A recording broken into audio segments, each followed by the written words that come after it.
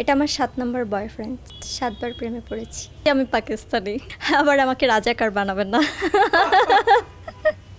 প্রেম করছি আবার সিনেমাও দেখছে। ধর্মের দিকটা একটু চিন্তা করেও ওইভাবে একটু ভদ্রভাবে বের হওয়া লাগলো। ইনশাআল্লাহ ঢাকঢোল পিটিয়ে আমি বিয়ে করে ফেলবো। তার জন্য আমার অনেক বেশি হার্টবিট হচ্ছিল। আমাকে অনেক অনেক অনেক বেশি ভালোবাসতো। ভ্যালেন্টাইন্স ডেতে যেহেতু আবার সিনেমা বের হয়েছে, ময়না সিনেমা প্রেমময় একটা স্টোরি, তো এটা আসলে প্রত্যেক গার্লফ্রেন্ড বয়ফ্রেন্ড এদের এসে সিনেমা দেখার কথা।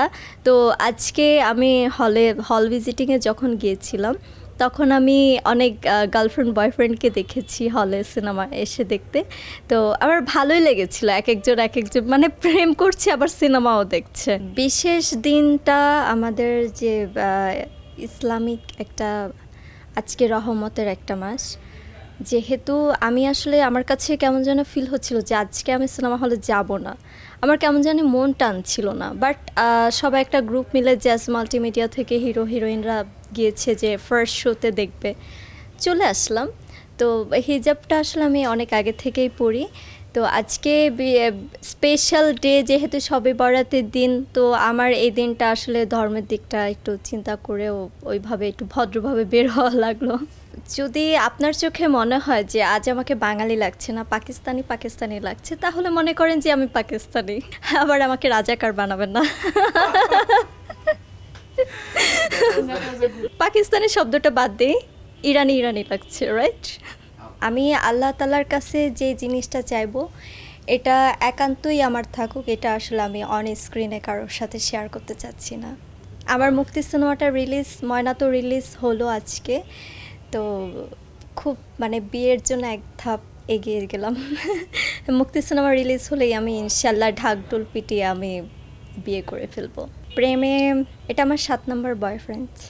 তার মানে আমি ৭বার প্রেমে পড়েছি। 7টা আমার লাকি নাম্বার। আমি সবসময় 7টাকে লাকি হিসেবে ধরি, কারণ আমার জন্মসাল হচ্ছে 7।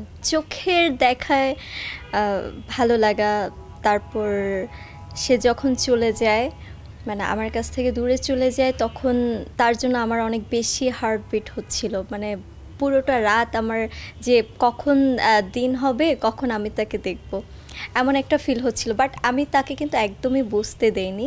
তো টেকনিক্যালি আমি তাকে ট্রাই করছিলাম যে সে আমাকে পছন্দ করে কিনা এটা বোঝানোর। বাট সে এতটাই চালাক, ও এমনভাবে প্রপোজটা করেছে যে মানে কেউ কখনো আমরা লাইফে বলতে পারবো না এই তুমি আমাকে আগে প্রপোজ করছো বা তুমি আমাকে আগে প্রপোজ করছো, এমন সিচুয়েশন ক্রিয়েট করছে। মানে আমার থেকেও বেশি চালাক।